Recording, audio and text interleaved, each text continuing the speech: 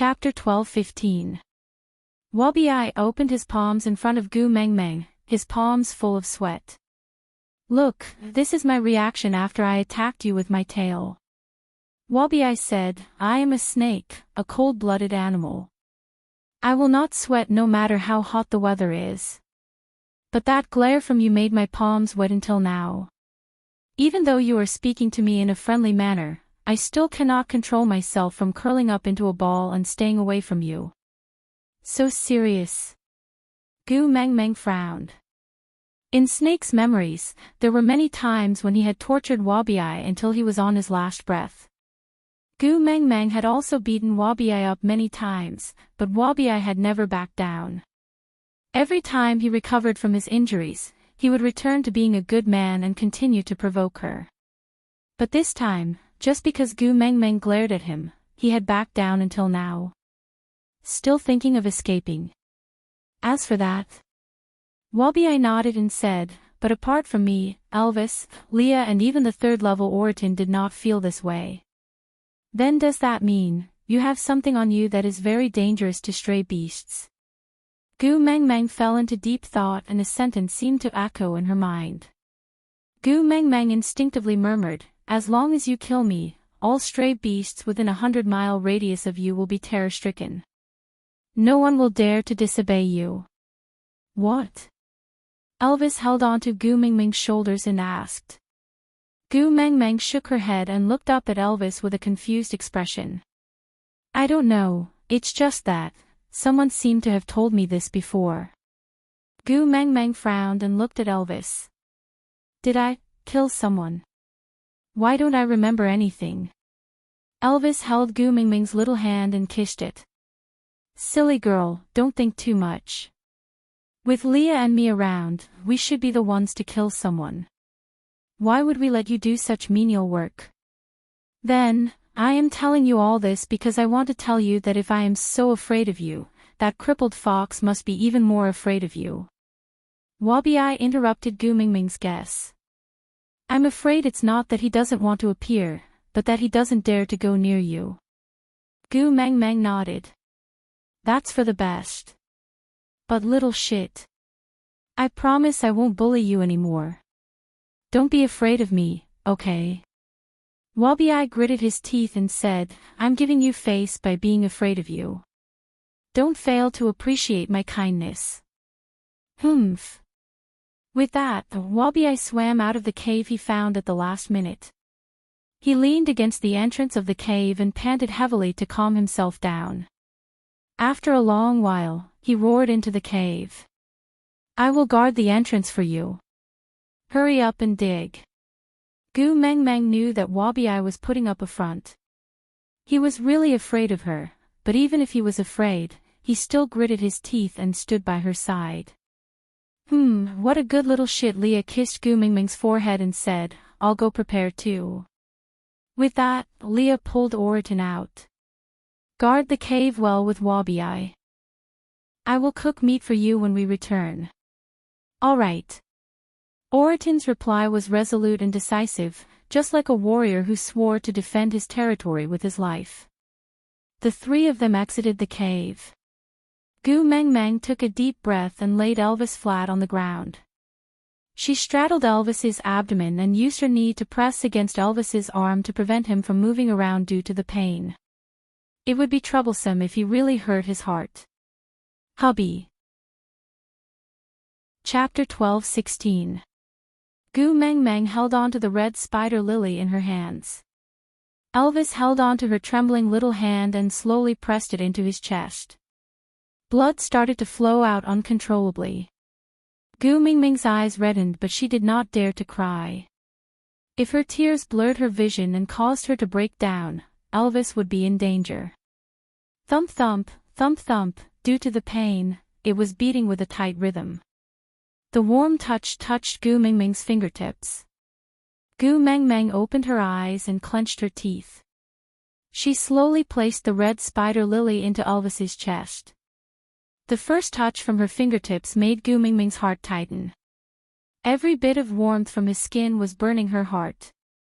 That flower was like quicksand on her fingertips, slowly merging with Elvis's heart. Xiao Meng, don't cry. I can't lift my hands now, let me hug you. Elvis forced a smile and did not let himself lose consciousness. He knew Gu Mengmeng was scared, but he had no strength left in his body. The pain had drained every bit of energy in his body. He wanted to comfort her but could only say these intermittent words. The red spider lily had completely merged with Elvis's heart. Gu Mengmeng carefully retracted her hand from Elvis's chest. Every movement was accompanied by a large amount of blood, making Gu Mengmeng feel very fearful and uneasy. Elvis's comfort made her even more unable to stop her tears. She pleaded with a thick sobbing tone, "Hubby, you promised me that nothing would happen to me. You must never lie to me. I can't do it without you, you have to protect me, you promised to support me even if the sky falls. If you abandon me, what if I get smashed flat?" Seeing her crying like a child, wiping away her tears while using a clean beast skin to press on the wound on Elvis's chest, Elvis tried his best to curl the corners of his lips. His consciousness was too hazy and he could not say a word. He could only smile and tell this silly girl, "It's all right, don't be afraid, I'm still here." Leah separated the herbs that he had long prepared outside the cave and mixed them with the appropriate proportions. Then, he carried the boiled water back into the cave and carried Gu Mengmeng down from Elvis's body.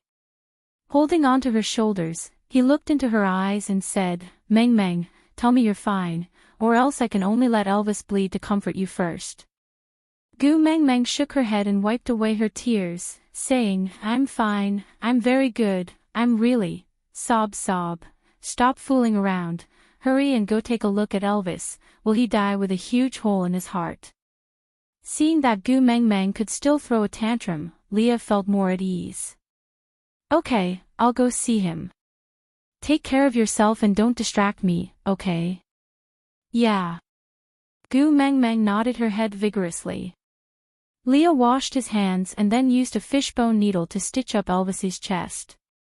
This was a technique he learned from Gu Mengmeng. The males in the tribe often had their skin and flesh torn apart. Chapter 12:17.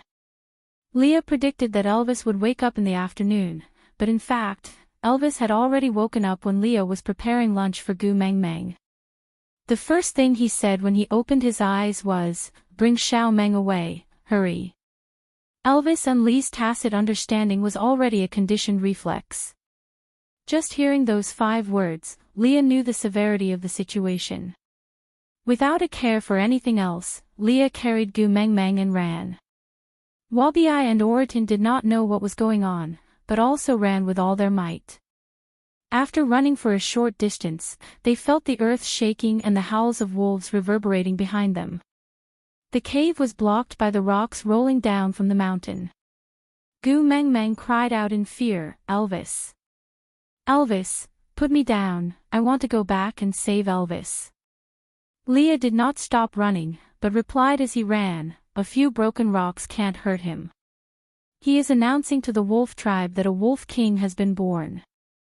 Later on, this place will become the gathering place of the wolves, you will only be a hindrance here. But, his mark is on your collarbone, if something really happens to him, you will be the first to know. Don't be afraid, let's go first, he will definitely come looking for you after he is done. After all, that fellow can't bear to miss a single glance at you." They ran like this, only stopping when the 3 males were completely exhausted. But even from such a distance, Gu Mengmeng could feel the waves of Beast King aura coming from Elvis. Her hubby had really become a Beast King. Gu Mengmeng touched the mark on her collarbone and slowly heaved a sigh of relief. She did not even feel the slightest bit of pain, it seemed like Elvis was really handling it with ease. Lunch had already been prepared, but was interrupted by Elvis's sudden awakening. Thinking about the pot of fragrant meat that he had not eaten, Oriton was filled with resentment. He said expressionlessly that he was going out to hunt, then carried 2 wild wolves back. Sigh, a glutton's resentment and revenge. Leah did not say much, but just started preparing the prey and cooking it. Gu Mingming's thoughts were all on her collarbone, so she did not bother about what Oriton had hunted. She just shot a glance at Wabi, who was sitting far away, and asked mildly, "Little shit, are you still very afraid of me?" Wabi hesitated for a moment but still nodded. "It's all right, I will slowly get used to it." Gu Mengmeng tilted her head and said, "But I still don't know why you are afraid of me. I didn't do anything." Wabi was also puzzled and said, "I can't put my finger on it. I just feel that it's very scary and we can't provoke it." Gu Mengmeng squatted at the side and used a tree branch to draw circles on the ground. She looked at Wabi with an aggrieved expression and asked, "Then do you intend to return to the Snake King Valley earlier?" Wabi's lips curled into a smile. "No, you are the new Wolf King. Why don't you fight before you leave?" Pfft. Gu Mengmeng chuckled. "Little shit is still little shit after all." "Yeah, that's good." TSK, Wabi rolled his eyes at Gu Mengmeng in disdain, before turning his head to the side. Anyone familiar with him would know, yeah, he was shy. It was already the night of the second day when Elvis came looking for her. Over the past 40 hours, Gu Mengmeng had no idea what had happened to him in that cave. But when he arrived under the moonlight, his ink-black long hair hung behind him like drifting clouds. His burly and imposing figure seemed even more upright under the moonlight. The frost-colored moonlight cast a layer of haze over him, adding 30% mystery and 70% evil. Coupled with the 90% gentleness in his blue eyes, it resulted in 100% doting and love for Gu Mengmeng. Chapter 12:18. Gu Mengmeng jumped into Elvis's arms and placed her little hands on his chest. The skin there had already healed to the point where not a single scar could be seen. Only a red spider lily blossomed on his chest, making it look extremely alluring and eye-catching. Gu Mengmeng stood up and pounced into Elvis's arms. "This." Gu Mengmeng caressed the tattoo-like totem in confusion and asked obediently, "Does it still hurt?" "It hurts." Elvis kissed Gu Mengmeng's little face and said, You dropped a tear on my heart. Do you know how painful it was for me to be burned by that tear?" Loquacious. Gu Mengmeng rebuked, "You know I'm not talking about this." Elvis hugged Gu Mengmeng tightly and said, "Silly girl, didn't I tell you that as long as you don't allow me to die, even if I'm in hell, I will crawl back? But you didn't believe me and didn't listen to me. You cried so much that it made me worried. It's not that I don't believe you, I just feel heartache." Gu Mengmeng said coquettishly. Elvis nodded and said, I know your heart aches for me. So, on one hand, I'm heartbroken because of your tears, but on the other hand, I feel so happy that I'm going crazy. I'm afraid what you're best at is punishing me." Gu Mengmeng chuckled. "What are you saying, mighty Wolf King? You and I are both Beast Kings, but your powers are obviously higher than mine. How would I dare to punish you?" This was not a lie. Although Gu Mengmeng had inherited Snake's powers and battle memories, it was destined that her body would not be able to unleash Snake's powers to their fullest potential. Although only 30% was enough to crush the beast world, but compared to the current Elvis, she was indeed a notch weaker. Elvis bit Gu Mengmeng's lips lightly and said, "No matter how strong I am, I can't even withstand a single blow from your 7 syllables." Gu Mengmeng smiled softly and did not say anything else. She just leaned her head against Elvis's chest and let her worry for the past 40 hours gradually calm down.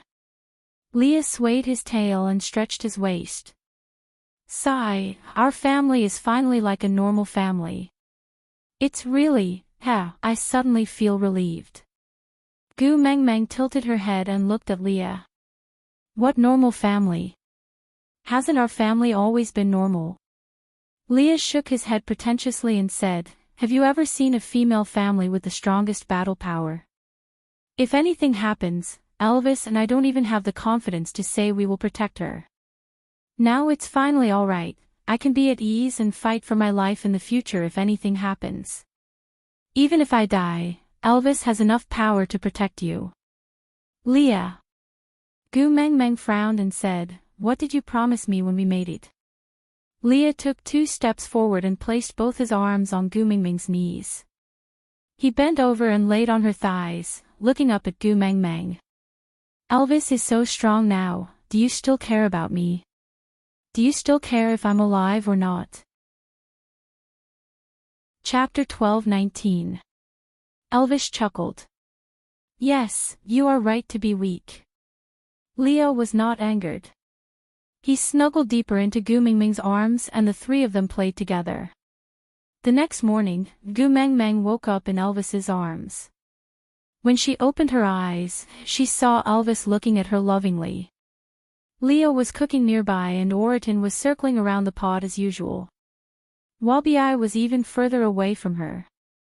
It seemed like he was still afraid of her. There were many more wolf beasts around them. They did not come close and just surrounded the perimeter as if they were guarding them. Gu Mengmeng pointed at the wild wolves. Elvis tidied Gu Mengmeng's hair. "Do you remember the colorful snakes by Snake's side?" Gu Mengmeng nodded. Those little snakes followed her for a period of time. It was just that she was not used to having snakes around her all the time. Moreover, she ran around the world and the weather was a fatal problem for the little snakes. Hence, she ordered them to return to the Snake King Valley. That was the end of it. Elvis continued. "After I became the Beast King, I became extremely attractive to the wolves. They yearn for their king and gathering around me is an instinct. Although they are just wild beasts, they have their own way of thinking and communication. The amazing thing is, I can feel what they are thinking now." Gu Mengmeng could understand this feeling. Hence, ever since she became the Snake King, she was determined not to eat snake meat. Although she did not eat it in the past, the feeling now was even more different. Elvis smiled. "That's good too. Although you don't like to eat wolf meat and feel that it is too hard, at least you will not starve if there is a situation where it is inconvenient to hunt." Gu Mengmeng's mouth twitched. "You still dare to eat wolves?" Elvis lowered his head and chuckled. He narrowed his eyes. "Have you forgotten? When I was in the stray beast camp, I even ate orcs. Even if I can feel their thoughts and understand their language now, they are still wild beasts. Using Snake's words, they are my people, so I can kill them and eat them whenever I want. It is their honor to fill the stomach of my female. If you don't believe me, you can ask them if they are willing to become food in my stomach." Elvis howled and the surrounding wolves all prostrated on the ground, showing a look of submission and obedience. Gu Mengmeng facepalmed. Was the huge difference in thinking due to gender or race? It was a mysterious proposition, and she could never understand it. Gu Mengmeng shook her head and said, "Forget it, from today onwards, we won't eat wolf meat anymore. I feel disgusted. I'll listen to you." Elvis didn't mind. Anyway, there were so many beasts that could eat, so eating anything was the same. After breakfast, everyone prepared to continue their journey. Leah handed the cutlery to Oriton to clean up, while he wagged his tail and walked to Gu Mengmeng's side, asking, "Are we going directly to Moda Mountains or returning to the tribe first?" Gu Mengmeng rested her chin on her hand, also very hesitant. Should we go directly to Moda Mountains? But she didn't have a way to go up the mountain. Go back to the tribe. Could it be that if they returned to the tribe, a spiritual eagle would fall from the sky? Chapter 12:20. Gu Mengmeng thought about it and said, "That's good too.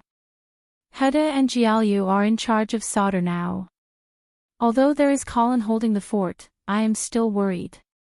Let's go back and take a look.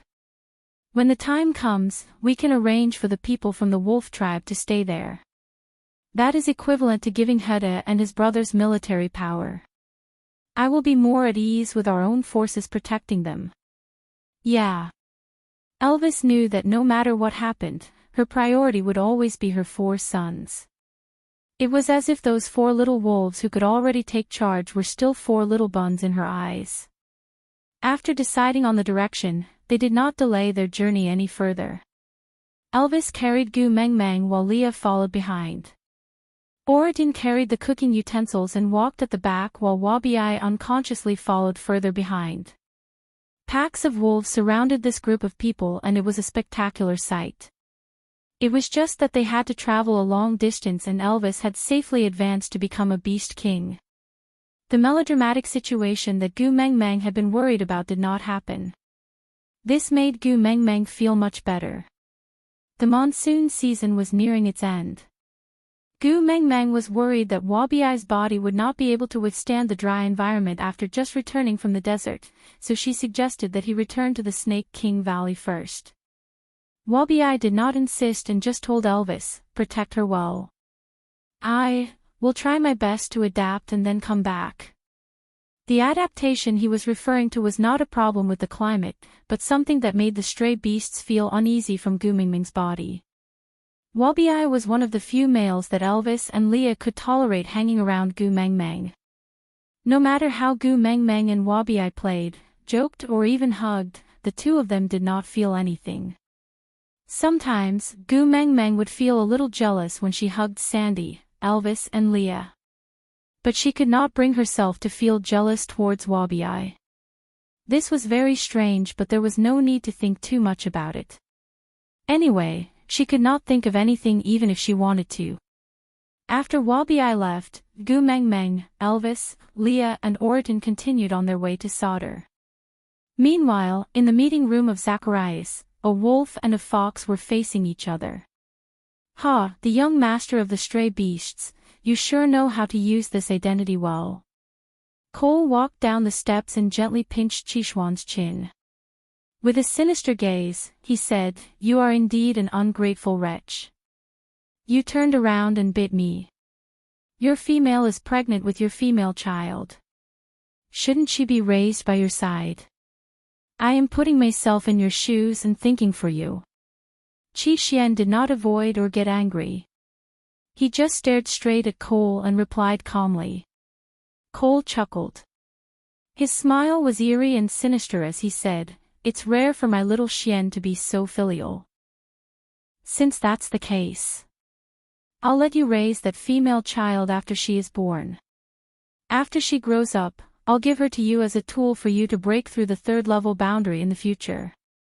How about that?" Qi Xian brushed away Cole's hand that was pinching his chin and frowned in disgust. "If the 4 of us want to mate with any female, we have to get my mother's approval first. Do you think my mother would allow your daughter to touch me?" Chapter 12:21. Qi Xian leaned against the table in the meeting room and crossed his arms in front of his chest. "My mother is beautiful at any time, but I've seen her cry once and it's a terrible sight. So I don't intend to see it a second time." Qi Xian chuckled, looking as though he could not do anything about his own mother. It was hard to tell if he was talking about his mother or his daughter. He rubbed his head and said, "You should keep your daughter for yourself. I don't like her being dirty. Let's wait and see."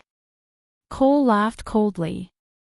He had been too confident in Qi Xian in the past and thought that he had him firmly in his hands. He did not expect Ah Gu to cry so much that he was stunned. Back then, he had been as heartless to Ah Gu as he had been to Ah Gu. Now, he had turned around and treated her just as heartless. TSK, in terms of heartless nature, he was more like his son. Once Ah Gu set off to search for the heart of the desert, Qi Xian used his status as the stray beast young master to order the stray beasts to snatch females from Saint Nazir. It was nothing new for stray beasts to snatch females. Moreover, they were snatching from Saint Nazir. Those stray beasts thought that Qi Xian had fallen in love with a certain female but was unwilling to share it with others, or that the other party had not agreed to it. That was why he had the intention to snatch her. Even though Cole had given the order not to touch the 3 tribes of Saint Nazir, Sauter and Zacharias as well as the 16 tribes that had just submitted to Sauter, but snatching the wife of the messenger's son from Saint Nazir should at most be considered a family matter, right? The stray beasts thought about how much Cole doted on Qi Xian and how much the messenger treasured Qi Xian.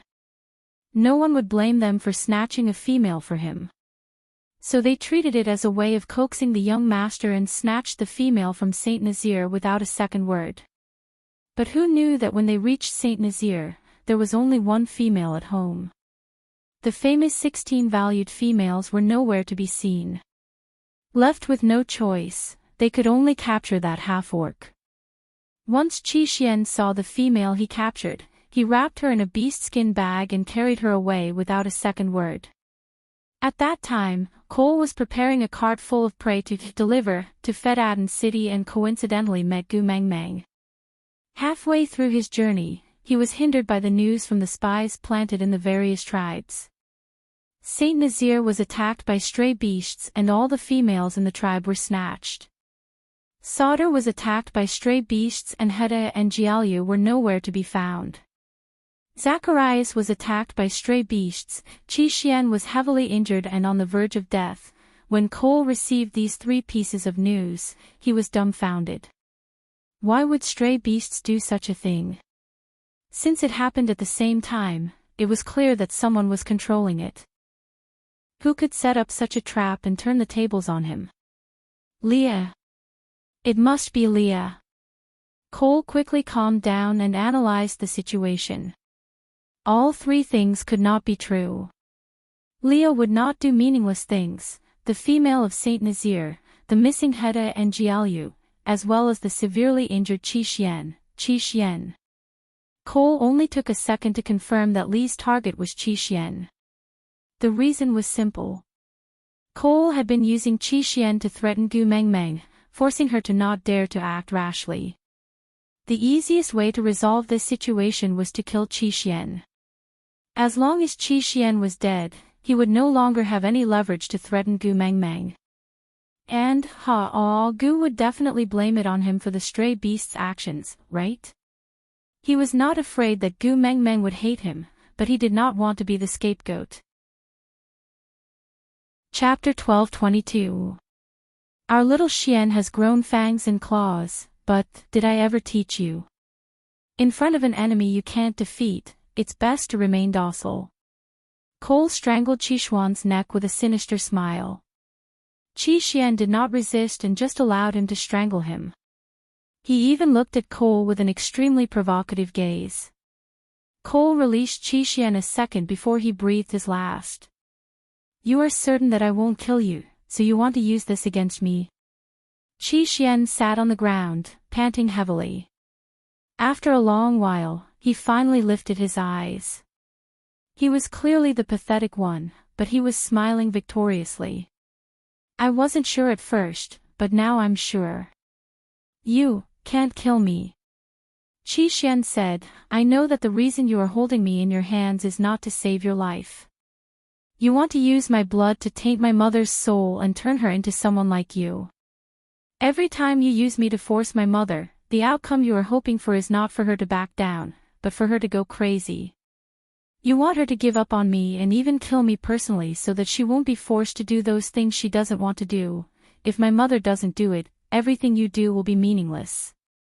Qi Xian stood up shakily with his hands on the table. He wiped the blood off the corner of his lips. What's the point of always bullying a female? Why don't you change your opponent and let me play with you? Ha! Cole chuckled. He narrowed his eyes and said, Little Xian, do you think that death is the most painful thing in this world? TSK, how did I raise such a naive child? Qi Xian also chuckled and replied, Indeed, you have many ways to torture people. But I am different from my mother. My mother cares about too many people. That's why she is full of loopholes for you to exploit. As for me, other than my mother, I don't care about anyone, including myself, and you don't have the ability to harm my mother. So in front of you, I have no weaknesses. This time, I have disrupted your plan to disgust my mother. Consider it a declaration of war. In the future, there will be frequent disruptions like this. I am just informing you in advance. After all, I am indebted to you for taking care of me for so long. Alright, let's wait and see. With that, Cole turned to leave. Wait. Qi Xian called out. He casually threw the beast skin bag at the side in a parabola to Cole. Take your trash away. Cole did not reject her. He weighed the beast skin bag with Maya in it and smiled helplessly. Little Xian, you can't beat me. Do you know why? Qi Xian did not reply. He only saw Cole raise his hand high up and throw the beast skin bag heavily onto the ground. A sorrowful wail accompanied by the thick stench of blood spread out.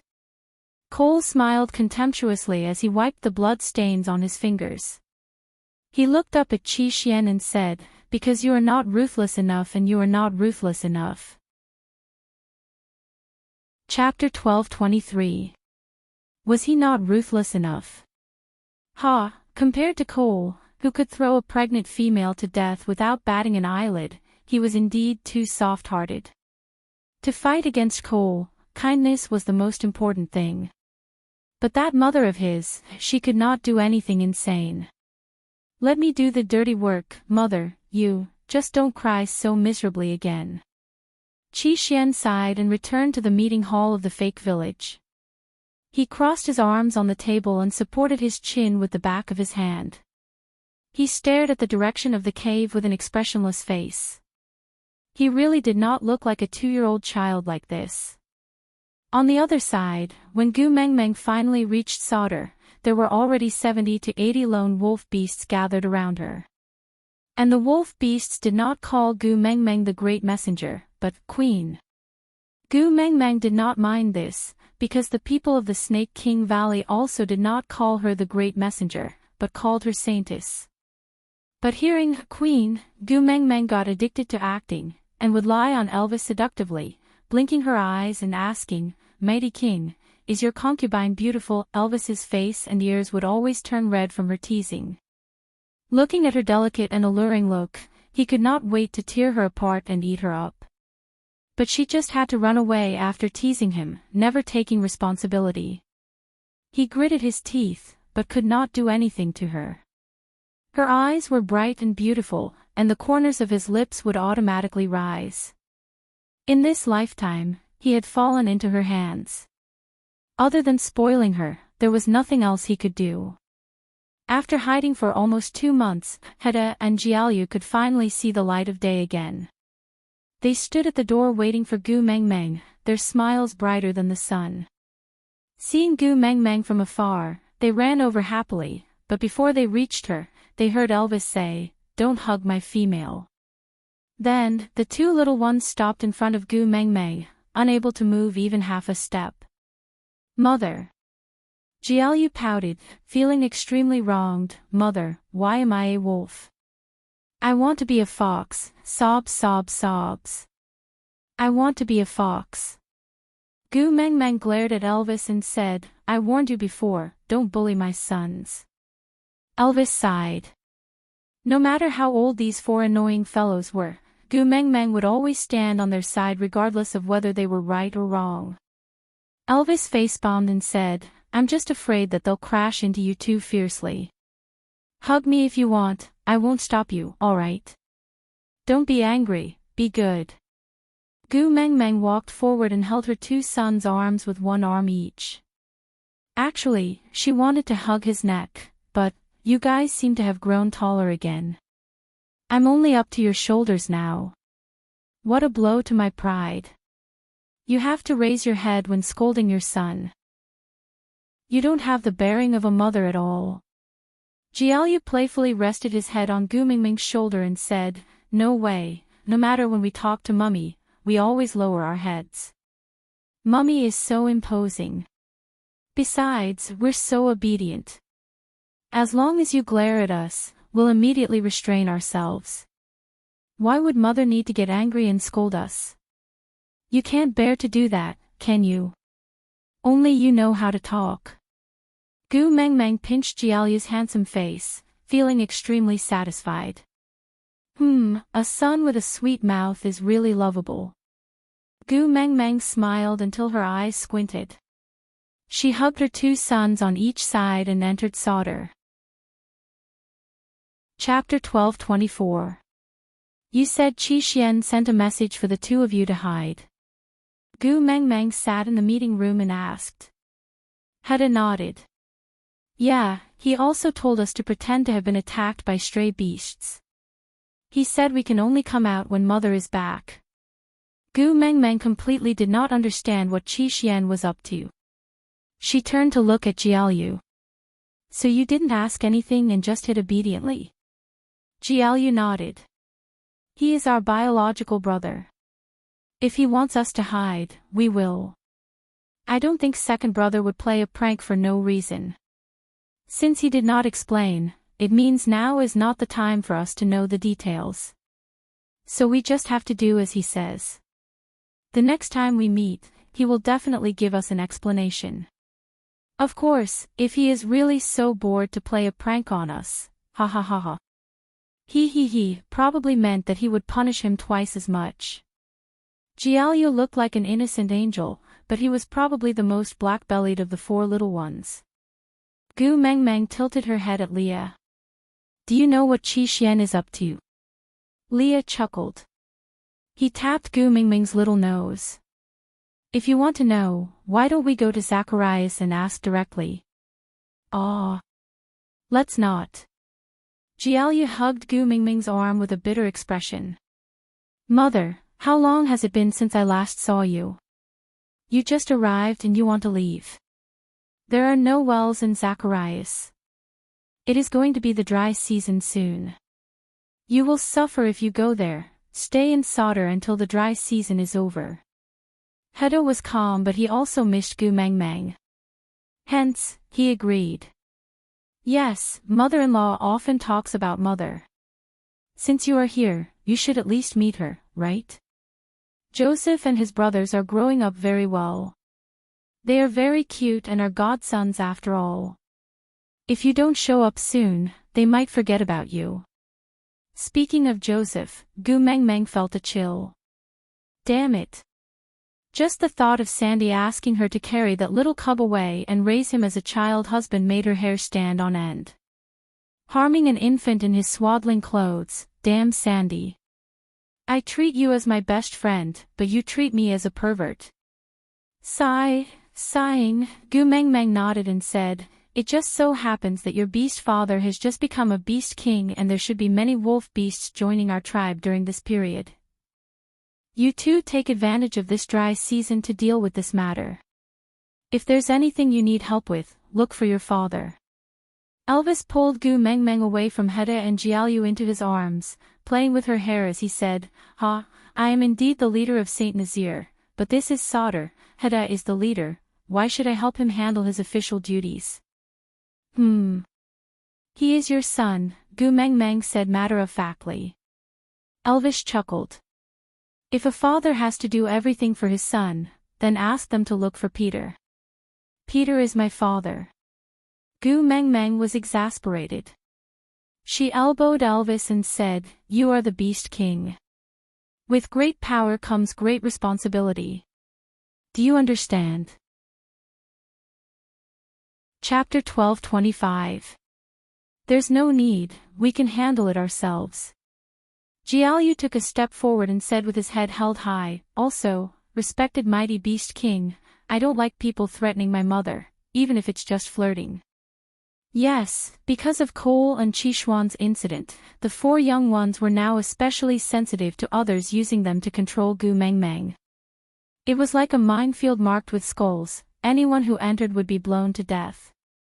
Elvis was just flirting with Gu Mengmeng and did not think too much about it. But Jiaoyu's rise to the level of a threat still made Elvis a little unhappy. But the worst feeling in this world was when you clearly had the ability to skin him alive, but you could not even touch a single finger of him. That's for the best. Elvis laughed coldly and said, I also don't wish for my sons to be useless and rely on their parents' status to survive in the beast world. With that, he carried Gu Mengmeng and left. Jiaoyu and Hedda did not chase after them. They knew very well that they were already adult orcs. Under normal circumstances, orcs at their age would already be out on their own and would no longer have any connection with their mother's family. They were independent individuals and had to be responsible for their own lives and future. However, because Gu Mengmeng was different from other females, the motherly love and gentleness she gave to the four brothers was like a pair of large, warm hands protecting them, making them unwilling to abandon her and run away to a faraway place. So they chose to wait at a place where their mother would definitely return. When their mother returned, they could once again see her gentle smile, support them regardless of right or wrong, and protect them regardless of the cost. But they had to know when to stop. They could no longer act coquettishly around their mother like when they were young. So when Elvis carried Gu Mengmeng away, they knew they could not chase after them because they were no longer cubs living under their parents' protection. They were now strong sons who had to support their mother and not little munchkins who could only complain to their mother after being bullied by Elvis and Leah. After Elvis became the Wolf King, there was one thing that Gu Mengmeng could not get used to. That was to follow a pack of wolves wherever she went. How should she put it? She felt like she was walking her dog without a leash and felt extremely uneasy. After all, the husky's nickname was gone. Elvis pinched Gu Mengmeng's little face and pulled her face towards him. He said sternly, "I won't allow another wolf to appear in our family. They don't have the guts to be beast pets in the Wolf King's house, so you don't have to look. If you like my beast form, I can transform for you." Gu Mengmeng face-bombed, speechless. After Elvis became a beast king, his domineering attributes increased a little too quickly. In the past, he had never been able to speak, but now, he could just open his mouth. It was as if the demeanor of the first partner had been completely discarded. Although this was pretty good and Gu Mengmeng enjoyed Elvis's possessiveness towards her, but could he not treat her like a pervert? It was one thing to guard against beast men, but now they were even guarding against wild beasts. Gu Mengmeng placed her hands on Elvis's shoulders and smiled. "Hubby, you are the mighty Wolf King. With a partner like you, why would I fancy other wolves? Am I right?" Chapter 12:26. It was Gu Mengmeng's habit to visit Sandy the moment she arrived at Sauter. This was already a custom. Elvis had a pack of wolves with him and it was not convenient for him to go to Sandy's house. Hence, he could only hand Gu Mengmeng over to Leah while he took the opportunity to settle some issues that the Wolf King had to deal with. At the border of Sandy's territory, Elvis kissed Gu Mengmeng and said, "Don't chat with Sandy for too long and don't bring back her little leopard cubs, mm." Gu Mengmeng smiled and nodded. Then, she hugged Elvis's neck and kissed him. "Go and settle the wolf pack. I will return to the stone castle after talking to Sandy for a while." Elvis tightened his grip on Gu Mengmeng and rubbed his chin against her neck. "If anything happens, just hammer my mark and I will rush over immediately." Gu Mengmeng smiled. "Have you forgotten? I am also a beast king. No matter how strong you are still my female. I can't help but worry."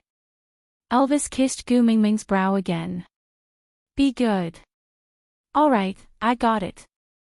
If Gu Mengmeng had not agreed, Elvis would have spent the whole day with her.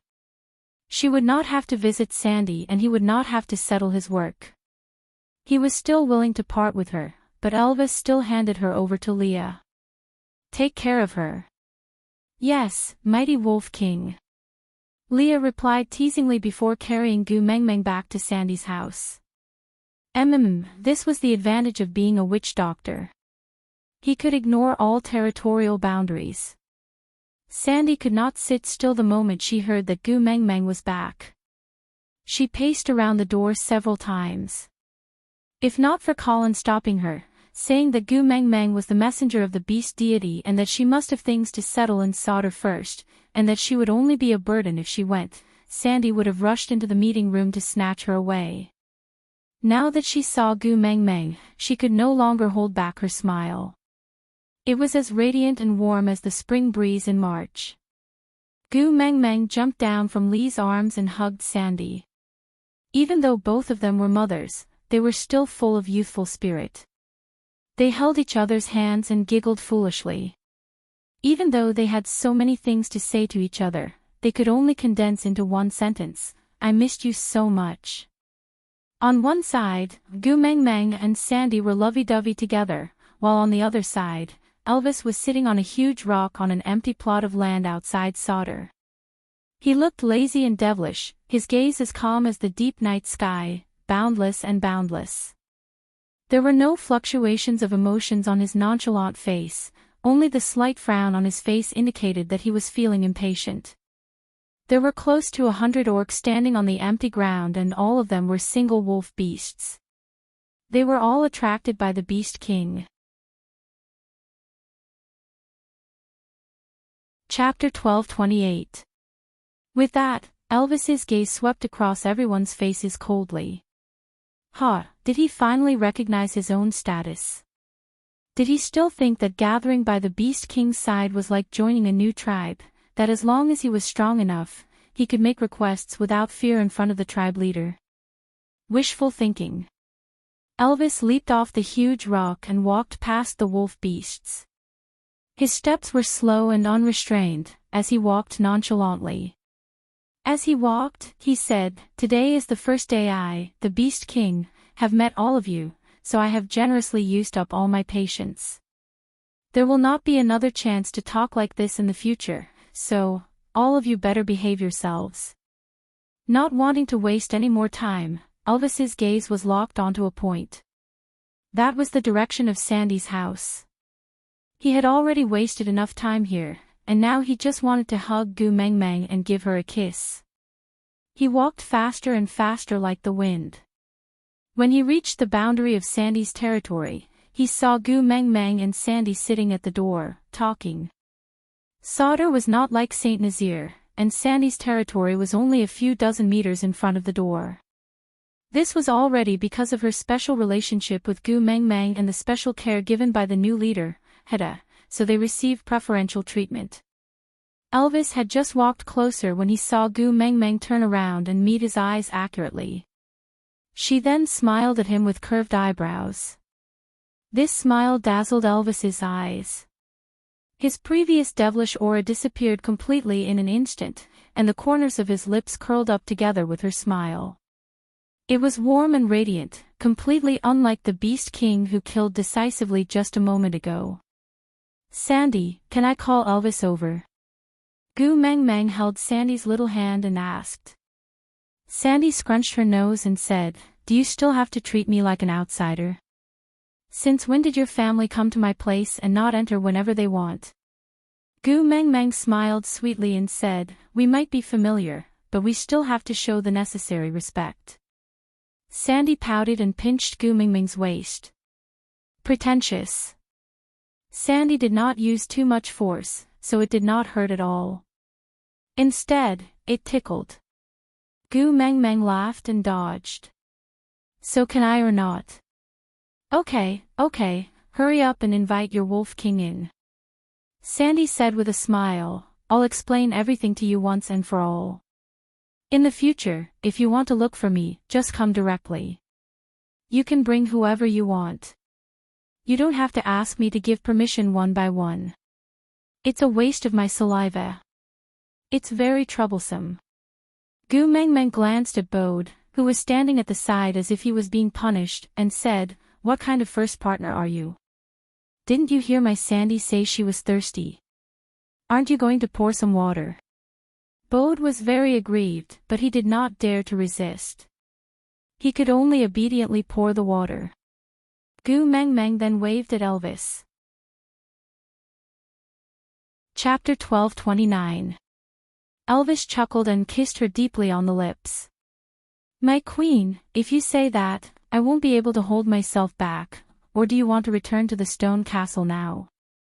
Gu Meng Meng pushed Elvis lightly and said, "It's only afternoon, I want to stay here and have dinner with Sandy today." "What about me?" Elvis's face was full of resentment. Gu Meng Meng replied, "Of course you are staying to eat with us. Oratin and Colin have already gone hunting. With their strength, are you still afraid that there won't be enough prey to eat? But I want to eat you more. Elvis rubbed his face against her neck, full of affection. Gu Meng Meng blushed. TSK, Sandy is here. She's the one who helped us take care of Hedda and his brothers. Do you think she would think that nothing happened between us? Gu Meng Meng blushed even more. Knowing was one thing, but seeing was another, all right. Just like the three little leopards playing not far away. Their parents were standing in front of Gu Meng Meng, but she did not want to know the entire process of them giving birth to the leopards. That would be really awkward. If you talk nonsense again, I won't keep you for dinner. You can go home and eat by yourself. Elvis knew that Gu Meng Meng would really get angry if he continued teasing her. He had already seen her shy look, which she had not seen for a long time, so he stopped while he was ahead. He pinched Gu Meng Meng's little nose and said, "All right, I won't say anything. Stop struggling and sit in my arms. The floor is cold." Gu Meng Meng saw that Elvis had stopped teasing her, so she took a step back and stopped struggling. After all, she liked Elvis's embrace very much. Leaning in his embrace made her feel very secure and comfortable. Perhaps it was because she was used to him hugging her, but when he wasn't around, she felt a little lost and uneasy. Now that his body heat surrounded her again, she felt very comfortable. Sandy covered her mouth and smiled. She hoped more than anyone else to see Gu Meng Meng, Elvis and Leah loving each other. As long as Gu Meng Meng could be happy, she would also feel very happy. Pulling Gu Meng Meng's little hand, he said, "Gu Meng Meng, I have something to discuss with you." Gu Meng Meng glanced sideways. "What's the matter? Is there a need to use the word discuss?" Usually, Sandy would directly say, "Gu Meng Meng, I want to do this and that." Just like when she decided to stay in Sauder and not return to Saint Nazaire with her, she did not use the word discuss. Sandy looked at Elvis, then at Bode, who had just passed her a cup of water. "I want to choose a few partners from the wolf tribe." Gu Meng Meng was taken aback, then instinctively looked at Bode. Bode pursed his lips and did not speak. Gu Meng Meng smiled awkwardly and said, "This matter, you have to discuss it with your males." "How can you discuss it with me?" Sandy could not help but chuckle as he shook his head. "You're still the same." Chapter 12:30. Sandy looked straight into Gu Meng Meng's eyes and said, "In the past, I only wanted to mate with the males I liked. Because of this, the number of partners I had was always so low. My stubbornness limited the strength of the family, to the extent that when danger approached, my partners would be fighting alone and get injured time and time again. My family members also reduced from 9 to 4. Now that we have these 3 little ones, I cannot continue being stubborn. It is my duty to raise the power of the family, so I decided to expand the family members." Gu Meng Meng pursed her lips and did not interrupt. She could not accept the beast world's concept of love, but she could not force others to live according to her concept of love either. Sandy was not Gu Meng Meng, her partners were also not as strong as Elvis and Leah. She could not stay by Sandy's side forever to protect her, so what right did she have to restrict her from taking in new partners to raise the power of the family? Gu Meng Meng held Sandy's little hand and said, "No matter what decision you make, as long as it makes you happy, I will support you." Sandy smiled and said, "I had originally planned to take in new partners during the rainy season, so that there would be a few helpers in the family when we are storing food, and Bode and the rest would not have to work so hard. But now, since I have to take in partners, why not just take in a few wolf beasts?" Gu Meng Meng thought about it and instantly understood Sandy's meaning. Her smile froze on her face and was replaced by heartache. "You want to use your own partner to promote the integration of the wolf beasts and Sauder?" Gu Meng Meng frowned and said, "Sandy, I do not object to you wanting to raise the power of the family, nor do I object to you wanting to take in new partners, but I do not wish for you to suffer. After all, you are going to be taking in partners. I still hope that you can choose the one you like." Sandy's gaze landed on Colin, who was carrying the prey with Oriton and walking back. Her gaze was as gentle as water and she said, "Haven't I already kept the one I really like by my side? Choosing again depends on their power. The wolf beasts are an outsider tribe. If they were to rush in all at once, there would definitely be friction with the snow fox tribe. In addition to the 16 tribes that submitted last year, the three powers would have to work together. Hedda is really not easy to be the leader. The snow fox tribe's network is very complicated and it is not something I can interfere with. Because of Oakley, the 16 tribes have always kept a distance from us. It's too difficult to subdue them." Sighing, Sandy smiled at Gu Meng Meng. "The wolf tribe is different. Elvis is the wolf king, while Hedda and Jialyu are the young masters of the wolf tribe. It's just that the two of them are still not strong enough. It's still fine when Elvis is around, but you and Elvis will not stay in Solder forever. Once you leave, I'm worried that Hedda and Jialyu, these two level 1 brats, won't be able to control this pack of wolf beasts, then the situation will become even more chaotic." For the past year, Sandy had tried her best to take care of Hedda and Jialyu. She had almost given Colin to the two rascals, afraid that they would suffer outside. She was really more worried than her biological mother. The little female, who was originally innocent and carefree, gradually learned to analyze the pros and cons of the situation. Too many things had happened this year. Unknowingly, Sandy had grown up. Chapter 1231. Only after scabs and scars were formed did the true meaning of time settle down. This kind of growth was irreversible. Just like how Snake's death made Gu Meng Meng age 1,000 years overnight, Elvis and Leah used 2 years to gradually pull her out of that kind of growth. The two of them had spoiled her so much that she was like a child again, but only she knew that there were some things that she couldn't go back to. She kept reminding herself to be happy, to be cheerful, and not to let the people around her suffer because of her emotions, but it was like she was being torn apart. One was desperately smiling under the sun, and the other was secretly crying at night. How many times had she dreamt that Elvis would carry her back to the cave like a broken rag doll after she was torn apart by Ellie, kissing her while saying, "So it turns out that teasing a married woman will really incur the wrath of the heavens, they will cut open your chest and take out your gallbladder." She would wake up in shock from her dreams, but other than widening her eyes, she did not even dare to sit up and scream, afraid that Elvis and Leah would find out that she was having a nightmare again. What about Sandy?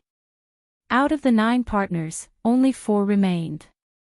Did that mean that Sandy had suffered 5 times the pain that Gu Meng Meng had suffered? After all, she would only mate with males she liked. How could Gu Meng Meng not feel sorry for her growth? Holding on to Sandy's little hand, Gu Meng Meng did not know what to say to comfort her. Only after experiencing the same thing did he know how useless those words that could easily be said to comfort others were. If the knife didn't stab itself, anyone could say, "How painful can it be? Just bear with it and it will be over." Sandy replied with a smile, "Don't worry, I'm fine now." Gu Meng Meng jumped out of Elvis's arms and hugged Sandy. "Yeah, I believe you." Sandy hugged Gu Meng Meng back and heaved a deep sigh, as if all the grievances she had been suppressing in her heart for a long time had been released. He then sat up straight and continued, "My current idea is to choose a few strong people from the wolf beasts. It would be best if they could break through the 3rd level and enter the 4th level after mating. This way, after all of you leave after the dry season, Hedda and Jialyu will have their own people to use. At that time, with their identities and my partner's strength, I believe that no one in the wolf clan will dare to have second thoughts." Gu Meng Meng chuckled and said, "You said you want to increase the power of your family, but you are actually trying to form a marriage alliance with the wolf clan, right?"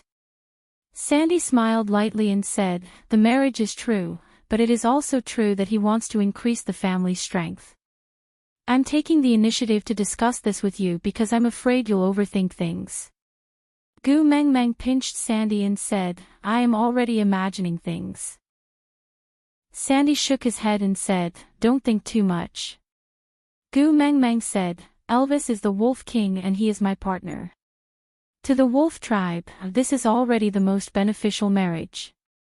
You really don't have to suffer." Sandy smiled and said, "But you won't be staying in Sauter forever, so I, who has a close relationship with the Wolf King's family, am the most suitable candidate for marriage. Anyway, I was going to choose a new partner anyway. Because of your relationship with Elvis, my range of choices as a half-orc female has become much wider. In other words, I am the one who has the upper hand. Why do you look like I'm the one who suffered a loss?" Chapter 1232. After returning from Sandy's house, Gu Meng Meng snuggled into Elvis's chest and asked, "Is the matter with the wolf clan troublesome?" Elvis shook his head. "The wolf tribe has nothing to settle. I'm the Wolf King, they don't dare to disobey me. So, I'm just going to tell them my rules unilaterally. It's not difficult at all. Strength reigns supreme, simple and violent. That's good too, at least they won't take up too much of your time." Gu Meng Meng leaned against Elvis's chest and said nonchalantly. How would Elvis not know what she was worried about? "Worried about Sandy?" he asked calmly. Gu Meng Meng nodded. Elvis said, "No matter which wolf beast Sandy mates with, as long as I am alive, no one will dare to bully her. So you don't have to worry." Gu Meng Meng pouted and said, "But what if the other party's character is not good? What if he's a scumbag? What if he has ulterior motives for approaching Sandy?"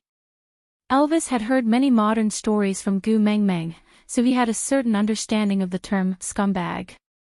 Chuckling, he rubbed Gu Meng Meng's little head and said, "Don't you know what happens to males in the beast world once they mate?" Gu Meng Meng was taken aback and Xian Ji smiled. Yes, what was she worried about?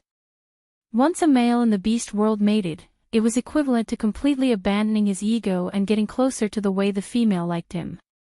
Elvis and Leah were the same, Bode and Colin were the same, even Nina's eagle beast partner Quentin was the same. Scumbag.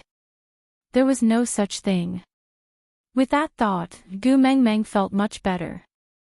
Objectively speaking, Sandy's thinking was mature and rational. She had no reason to stop her.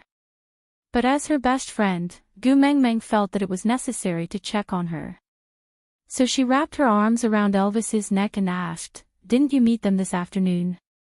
Are there any better ones who are honest, loyal, and powerful? It's best if they're good-looking, understanding, gentle, and considerate." Elvis smiled helplessly and said, "In front of me, do you think they have the chance to display those qualities you mentioned just now?" Gu Meng Meng was suddenly speechless. That's right, which male would display his understanding, gentleness and consideration in front of Elvis? That scene was too beautiful, she would probably be smacked to death by Elvis. Gu Meng Meng was a little conflicted. Should she go to the Wolf clan to find out more? However, her identity did not seem to be suitable. If she appeared, what if the males mistakenly thought that she was looking for a new partner?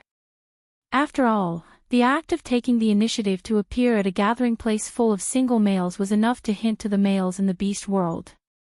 She did not want to attract any more lousy men. If a male really stuck to her because of a misunderstanding, Elvis might really kill him.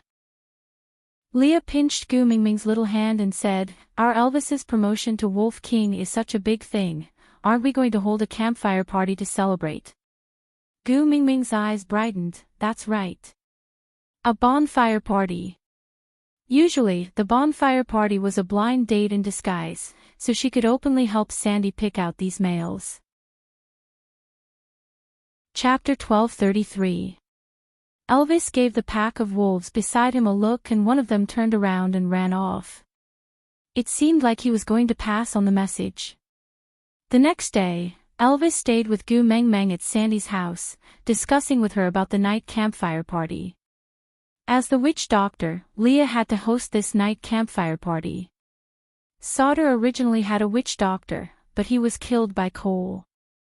The 16 tribes also had witch doctors, but none of them were willing to submit to each other. It would be a huge problem for anyone to host this kind of party, so Leah had to host it personally. The male of the messenger of the beast deity, the ninth highness of Sauter, a member of the Wolf King's family. With these three identities, all the current forces in Sauter had to give him face. Oritin had the biggest objection to this matter. His expression was not good the entire day, looking like he wanted to bite anyone he saw. Originally, there were 3 meals a day, but now, there was only 1 meal for dinner. His mood was really not good. But, it seemed like no one cared about this matter. In the evening, Gu Mengmeng was already extremely anxious. She pulled Sandy along to get a good spot at the campfire party. But she was the messenger of the beast deity. Her campfire was always the center of the scene, how could there be a better spot? As for Sandy, although she was a half-orc, because of Gu Mengmeng, her campfire was always right next to Gu Mengmeng.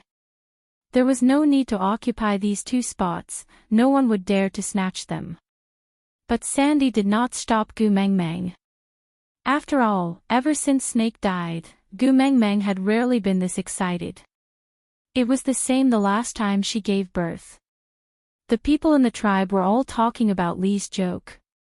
If they were not sure that Gu Mengmeng was a female, they would have thought that she was giving birth to her child. It was the same this time.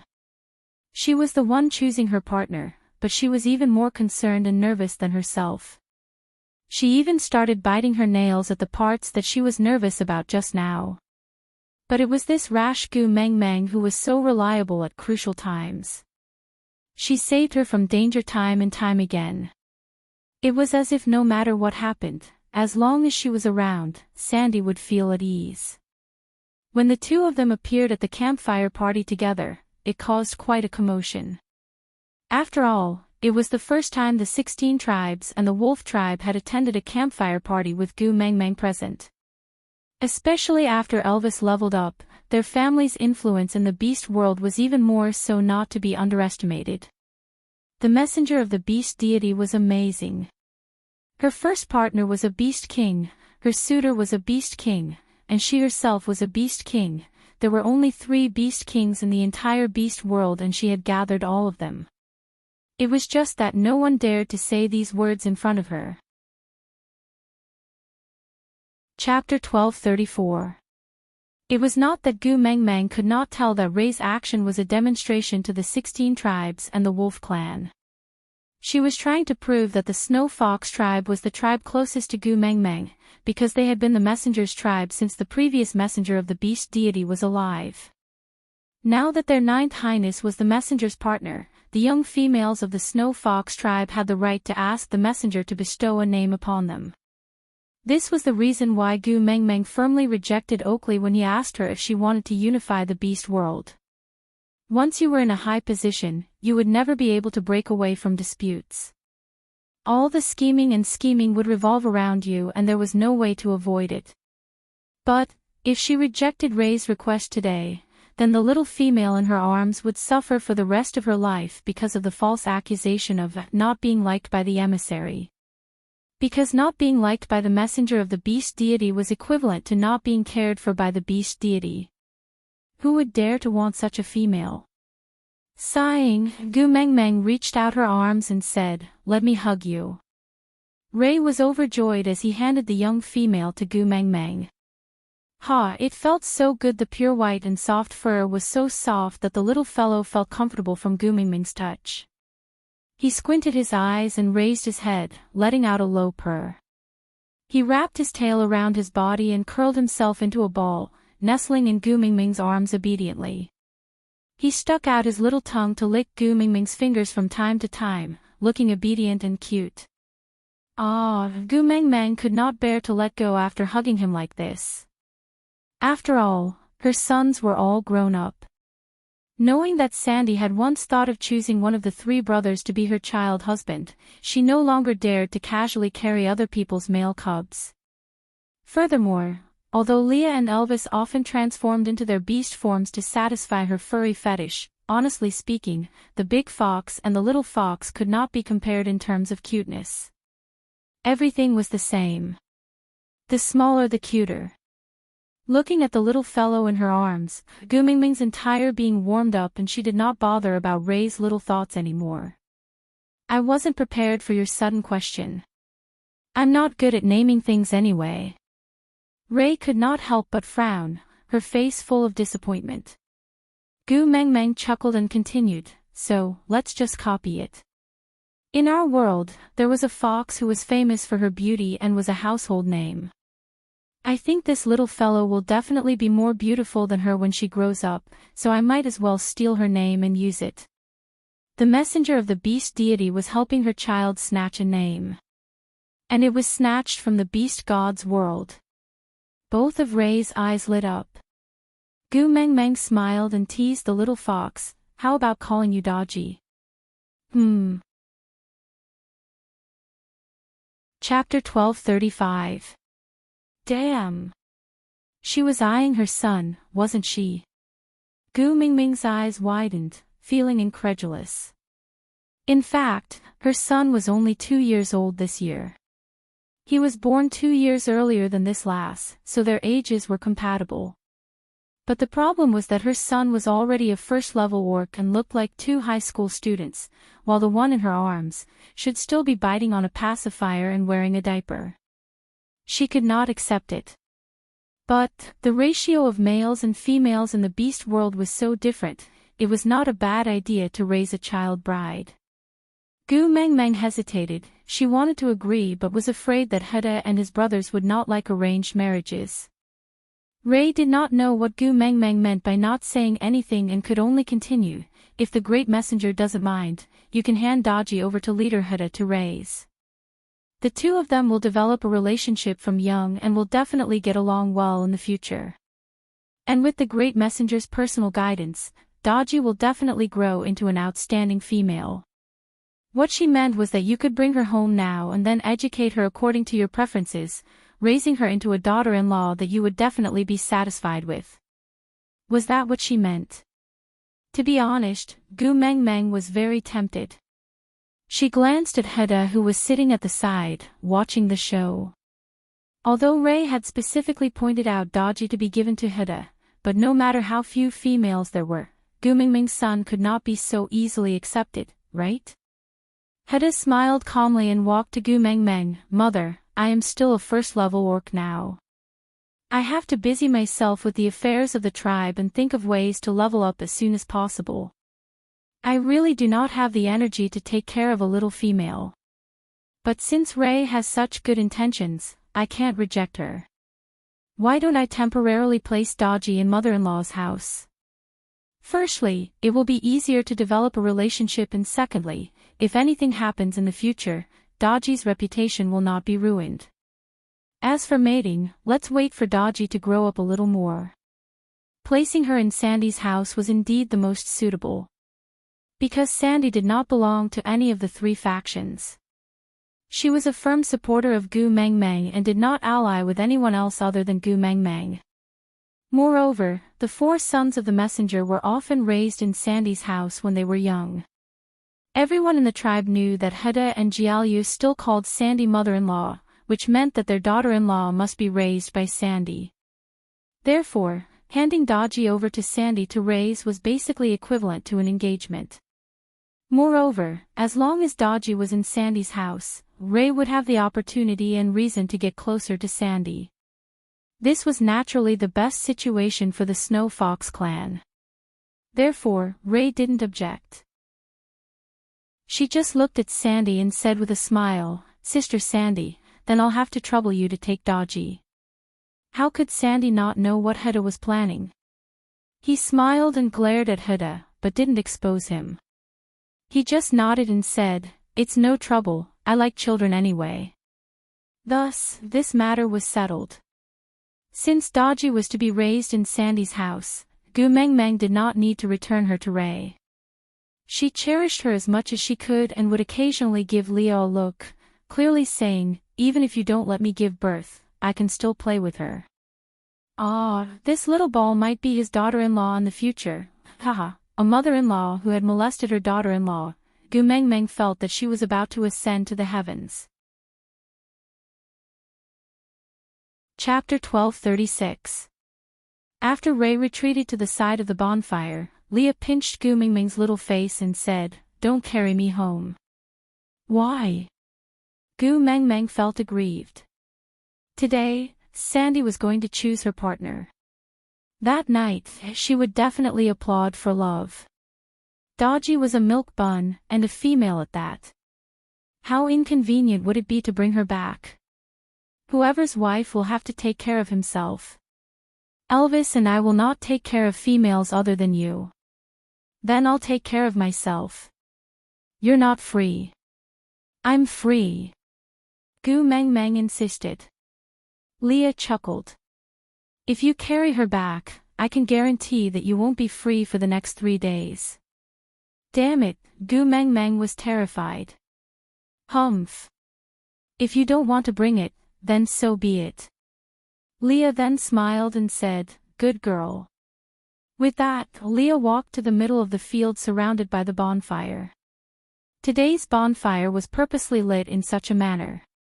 The original 9 snow fox females in solder, the 42 females from the 16 tribes, plus Sandy and Gu Mengmeng made up a total of 53 bonfires that formed a huge circle. In the middle was an open space that was filled with fresh straw. Leah stood in the middle of the empty space and said, "Today is the night campfire party to celebrate the birth of another beast king in the beast world. Thank you, beast deity, for bestowing us with strength. Thank you, messenger, for bringing us towards hope. Thank you, Lord Beast God, thank you, Lord Messenger." The continuous shouts made Gu Mengmeng feel like she was in a cult. He smiled awkwardly and didn't say anything. Leah waited for everyone to shout their slogan a few times before gesturing for them to stop. Then, he continued, "Solder has grown a lot in these 2 years with many new members. We can take this opportunity to learn from each other and get to know each other better. At the same time, we can also develop some rapport." After Leah finished speaking, he smiled devilishly. This smile made all the males present immediately understand what was going on. The raging flames of war spread in an instant. All the males became eager and rubbed their fists and palms together. Even Elvis tensed up his muscles due to the atmosphere, having the desire to rush up and kill. Gu Mengmeng poked Elvis and he cleared his throat awkwardly. "It's my battle instinct, I'm used to it." Gu Mengmeng did not say a word and just turned to look at Leah. Leah continued, "Solder now has 53 females. No other tribe in the beast world can compare to Solder. But warriors, you were born in such a happy tribe, and you are still single. Isn't this a kind of humiliation?" Roar. 2 male instincts, the attack instinct and the mating instinct. Just flirting with any one of them could cause a huge commotion, but Leah easily flirted with both of them. If a male could still remain calm, that would really be a miracle. Chapter 1237. Gu Mengmeng chuckled. Lee's words could not be any more direct. In other words, it was, "Whoever dares to have any designs on Gu Mengmeng, I will let Elvis smack you to death." Single males were at most 3rd level and he, a 4th level beast, could easily deal with them. But he would not go up and directly use Elvis, the Beast King, to crush everyone. I want to see who has the guts to play tricks in front of the King of Hell. If everyone has no problems with the rules, then let's start the competition between 1st level beasts. After Leah gave the order, Hedda and Jialyu went up first. Gu Mengmeng was dumbfounded. What was going on? Her son was only 2 years old. Who was he going to confess to? She looked down at the soft and adorable little Dodgy in her arms. Damn! Hedda, why are you going up? Don't you already have a wife? Before Gu Mengmeng could figure it out, Hedda and Jialyu were already fighting. After all, they were blood-related brothers and had a tacit understanding when they fought. Every attack was clean and it looked very exciting. But neither of them was injured, not even a scratch. She did not know if it was because of their statuses, but the audience cheered. After the two brothers fought for a while, Jiaoyu's gaze coupled with a series of attacks that were obviously a setup, and Heda was held down by Jiaoyu. Jiaoyu wins. Leah had already returned to his seat beside Gu Mengmeng, announcing his victory with the attitude of a parent watching his own child play. Jiaoyu walked in front of Leah and scooped a bowl of food from the pot before walking towards one of the campfires. He knelt down on one knee and placed the stone bowl on the ground. Then, he conversed with a female. As the distance was too far, Gu Mengmeng could not hear them clearly. She only knew that after a while, Jiaoyu returned with the stone bowl and a little lion in his arms. "Mother-in-law, let me raise my wife in your house too." Jiaoyu blinked his eyes that were so similar to Gu Mengmeng's and smiled. "You can't just be nice to Heda. I have been calling you mother-in-law for so many years, my wife has to be raised by you too." Gu Mengmeng smiled. Gu Mengmeng was dumbfounded. Wasn't her son too mature? Sandy sighed and said, "All right, since you've asked, how can I refuse?" Jiaoyu sniggered and said, "I knew that mother-in-law dotes on me the most." With that, Jiaoyu sat beside Gu Mengmeng and placed the little lion on her lap. "Mom, my wife doesn't have a name either. Give her one." "Ha." Gu Mengmeng could not keep up with her son's pace. Jiaoyu laughed. "It can't be, mother. She's obviously your daughter-in-law. Isn't it too obvious that you're biased?" "No, Mom, there are so many people watching. If you can only name Big Brother's wife and not me, then people will definitely say that I'm raised by a stepmother in the future."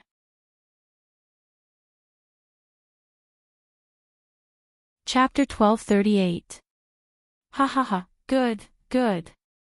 You're like me, a second generation who can depend on your father, right? Jiaoyu poked Kiera with a smile. "Hey, little wife, remember your name is Kiera.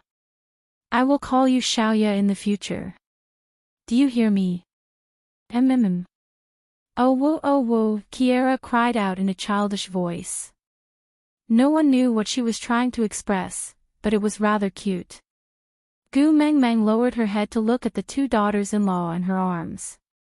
Damn, it felt like she was hugging a kitten and a puppy. Damn, it was supposed to be Sandy's choice of partner, why did it suddenly become her choice of daughters-in-law? "Alright, Mom, you can play with these two daughters-in-law first. If it's not enough, ask second brother and Kanwu to find another two for you." With that, she patted her butt. "Let Daddy Leah accompany you. I will host this sparring session." With that, Jiaoyu walked to the arena and took over Li's job, starting to host the sparring session. With Heda and Jiaoyu throwing out a brick to attract Jade, the first-level orcs who were initially too shy to go on stage became much more lively. But basically no one dared to confess. Because everyone was very clear that today's sparring session was to display their strength to the other two tribes. After tonight, the leadership of Sauter would be decided. Even if the females would really accept new partners, they would definitely not be these first-level orcs. But none of the three forces were willing to lose, so even if it was just a first-level orc sparring session, it was still very exciting.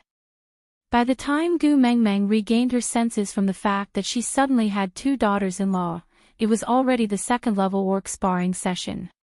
On the stage, a wolf and a tiger were locked in a fierce battle. This was a battle between the 16 tribes and the wolf clan. Fights between males were mostly bloody and brutal. But if they did not fight this battle, it would be really difficult to deal with the three parties who would not submit to each other. They were males, and their relationships were formed through fighting. As long as they did not kill each other, they would become friends after fighting. Moreover, she had seen too much of Little Shits and Elvis's fighting style, so she did not feel any psychological burden watching these sparring sessions. And Jiaoyu was very smart. He grasped the timing very well.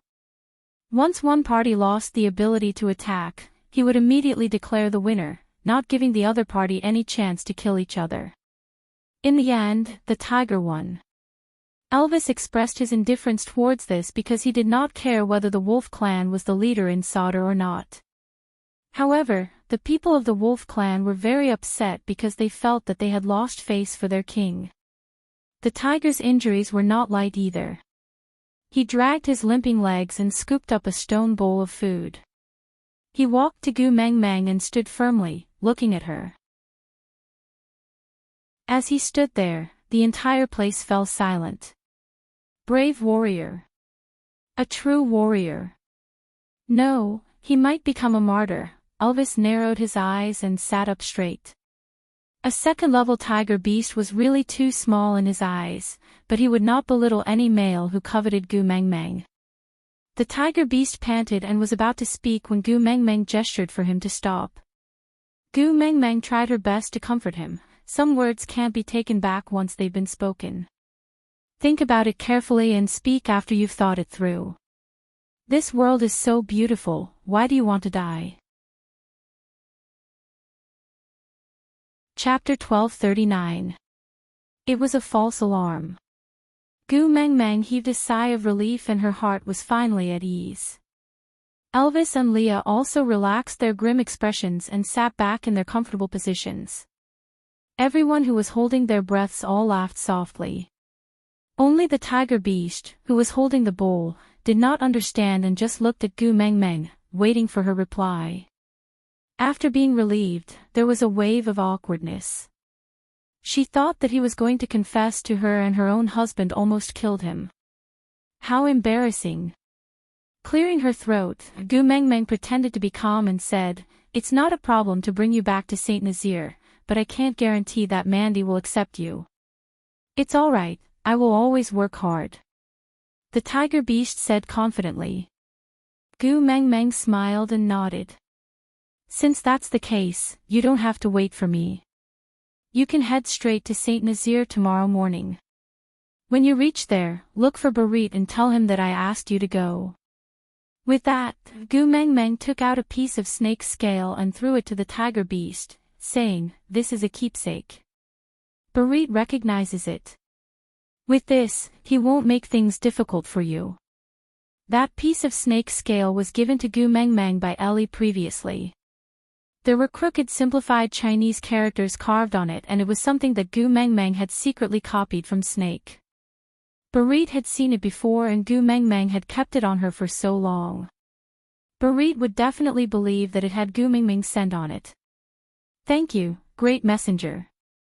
The tiger beast gave a simple and honest smile, then put away the snake scales like a treasure and left the bonfire party. He could not wait for tomorrow morning.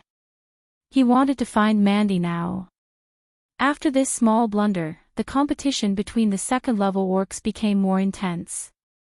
The wolf beast won 6 of the 8 rounds in a row and only stopped after regaining his reputation in front of Elvis.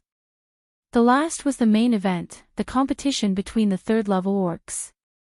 Gu Meng Meng shifted her butt to sit beside Sandy, saying, after sizing them up for so long, did you take a fancy to any of them? I'll get Jiaoyu to help you blow the black whistle." Sandy was amused by Gu Meng Meng's teasing and said, "Do you still think that this competition is really to strengthen our relationship?" All 3 parties were competing with each other. If you really let Jiaoyu blow the black whistle, it would be even harder for him to convince the masses in the future. What's more, the reason I'm choosing my partner this time is to improve my family's strength. I don't want a male who can only win by blowing a black whistle.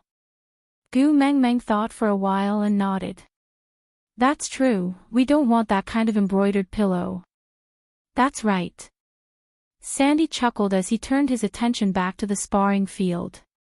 The first to fight was Arnold of the Snow Fox clan against Hodgson of the Wolf clan.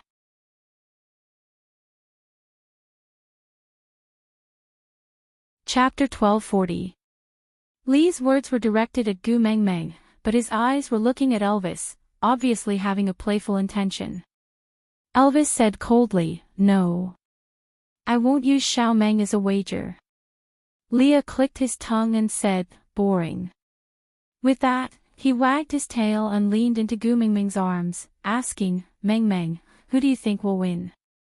Gu Mengmeng said nervously, "I don't know, both sides are the cream of the crop, it's hard to tell who will win." Leah chuckled and said, "Then who do you hope to win?"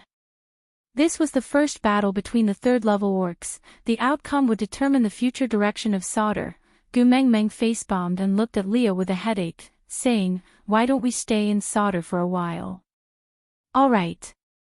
Leah and Elvis had never questioned Gu Mengmeng's decision and just followed her orders.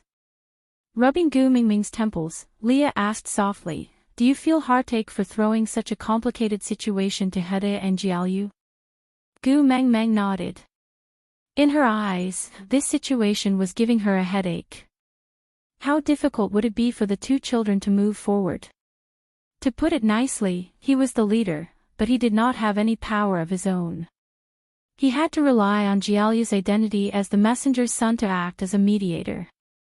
Luckily Hede and Jiaoyu were of the same mind, or else these two children would have been eaten alive. It was no wonder that Sandy felt heartache for using herself as a marriage alliance, just to help these two kids earn some bargaining chips. Leah pinched Gu Mengmeng's little nose and said, "If you want to stay in Sauter, we will stay. If you want Elvis and I to solve these problems, we will. But there is no place in this world where people are not complicated, you can't protect them forever. I understand the logic, but isn't that the identity of a mother? Never able to stop worrying for your own children. Sigh, raising a child for 100 years, but worrying for 99 years. Leah did not say anything more and just gave Elvis a look. Elvis then took over Gu Mengmeng from Lee's hands and continued to massage her temples. Meanwhile, Leah took over the fruit platter and used his sharp fingernails to cut the fruits into small pieces that were suitable for one bite. He then sent them into Gu Mengmeng's mouth piece by piece. On the field, Arnold and Hodgson were also locked in a fierce battle. They both understood what kind of mission they were shouldering. Although they could not kill each other, every move they made was ruthless, and it seemed like they would not rest until one side was dead. Gu Mengmeng felt her head ache even more. She looked up at Elvis and then at Leah, saying, "This way of fighting, they won't stop until one side is exhausted to death, right?" Leah swayed his tail and said, "Not every wolf and fox in this world can coexist peacefully like me and Elvis." There were too many similarities and subtle differences between the two races. For example, they were arrogant and ruthless. When these two races meet, it's inevitable that they will fight to the death.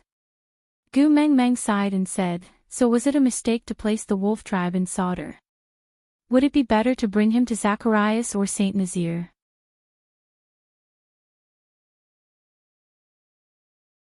Chapter 1241. Gu Mengmeng thought for a moment before chuckling. "The tallest tree in the forest will be destroyed by the wind.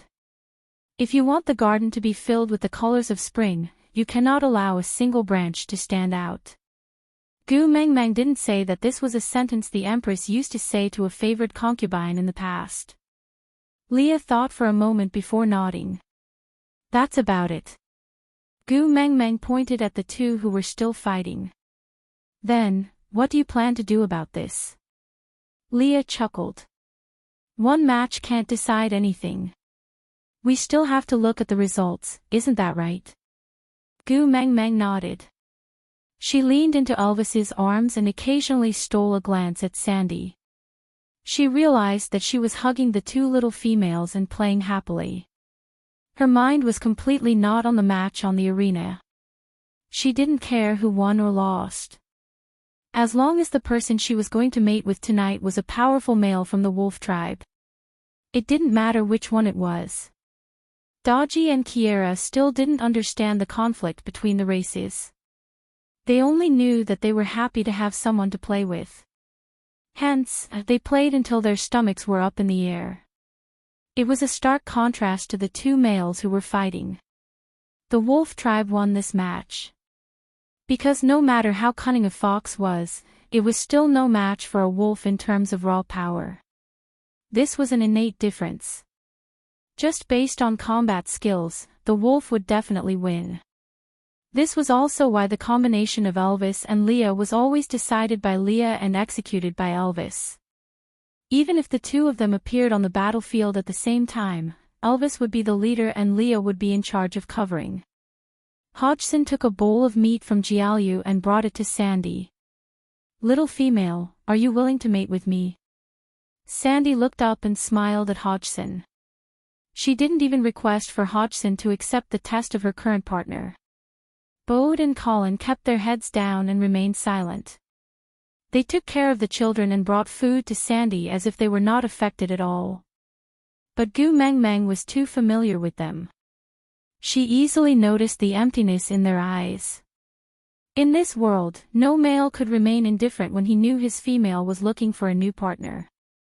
However, the female was God, and they did not have the right to say no. Gu Mengmeng thought to herself, if she was the one who wanted to marry a few new partners for the sake of the stability of the tribe.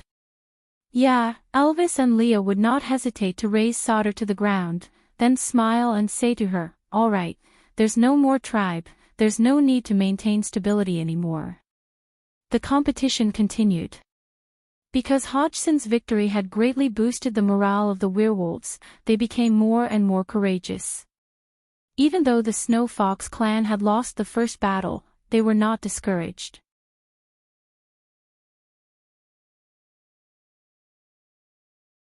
Chapter 1242. Gu Mengmeng stared at Leah with a face full of disbelief. Leah chuckled. Dodgy from the Snow Fox tribe, Kiera from the 16 tribes and Sandy's wolf tribe partners. Don't you think this distribution is too balanced? You mean, Lee's gaze was crafty, reflecting the sparks from the bonfire. His smile was full of praise. Jiaoyu is after all a child I brought up. In some aspects, he is very similar to me. Gu Mengmeng was unhappy. She twitched her lips. Forget about Sandy taking in partners. With me and Elvis around, they wouldn't dare to bully him. But if Heda and Jiaoyu are going to use their entire lives to exchange for Sauter's balance, then why not let Sauter continue to be chaotic? Once a male mates, it was equivalent to handing over his entire life to the female. By then, the Snow Fox tribe would use Dodgy to control Heda, while the 16 tribes would use Kiera to control Jiaoyu. Sooner or later, the brothers would turn against each other. Gu Mengmeng didn't want to see such a day for her own sons. Leah smiled as he pinched Gu Mengmeng's nose with a helpless expression. He sighed and said, "Since we have already put it this way, do you still think Jiaoyu is a fool and would place himself in such a situation?" Gu Mengmeng blinked in confusion. Leah said, "I only said to raise them at Sandy's house." Who said that they must mate? Females are more delicate and won't participate in any form of battle. So they need more time to accumulate experience. They need at least 8 to 10 years of age to transform. By then, they will be at least 16 or 17 years old. By then, Heda and Jiaoyu will be 18 or 19 years old. Do you think that Heda and Jiaoyu, who are able to stabilize the situation at 2.5 years old, will still be controlled and coerced by these people when they are Elvis's age? Gu Mengmeng thought about it seriously. She shook her head and chuckled. This was the second common fault of all mothers. No matter how outstanding their children were, they were used to worrying over nothing. They clearly loved their children the most, but they would never learn to trust them. They would take care of them like greenhouse flowers that could not withstand any storms. Leah kissed the corner of Gu Mengmeng's lips and said, "There are only 2 possible scenarios in the future. These 2 little females look decent and get along well with the 2 brothers. They fell in love with each other and became partners. In that case, do you think that Jiaoyu would allow others to make use of the people he cares about? Moreover, would a child raised by Sandy be biased towards an outsider? The other scenario was that these 2 children had grown up in the wrong way. Heda and Jiaoyu did not like them and refused to mate with them. Then things would be even simpler. If our sons did not want to drink water, who would be able to stop them? Furthermore, who in this world would have the guts to force the sons of two beast kings to mate?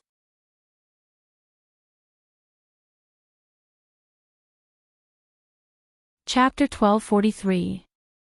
They both knew what the other party's motive was and what the other party could provide for them. This kind of mating was more like an alliance. If the Wolf clan wished to replace the Snow Fox clan in Sodor, they first had to strengthen Heda and Jialyu's position. Although they were only first-level beasts, they had the bloodline of the Wolf King and were on the same side as them. On one hand, mating with Sandy was to borrow Sandy's stomach to give birth to a little female wolf to mate with the Wolf King's son. On the other hand, it was because Heda and Jialyu both valued Sandy. Mating with her was the fastest way to express their sincerity to the two young masters. Regardless of which of the two reasons mentioned above, the 7 male wolves would treat Sandy very well. And in order to help Heda and Jialyu win over the Wolf clan, Sandy would definitely not mistreat Hodgson and the rest. Moreover, Sandy was a gentle person to begin with. Even if she did not have much feelings for her partner before she became his partner, once she became his partner, she would at least not abandon her partner like Nina or Ellie. This was originally the normal way of mating in the beast world. Gu Mengmeng, Elvis and Leah, who loved each other to death before mating, were the exceptions. Gu Mengmeng could feel that the winds in Sodor were changing unknowingly. But Leah was right, she had to learn to trust her own sons. Before the dry season ended, she, Elvis and Leah would stay in Sodor.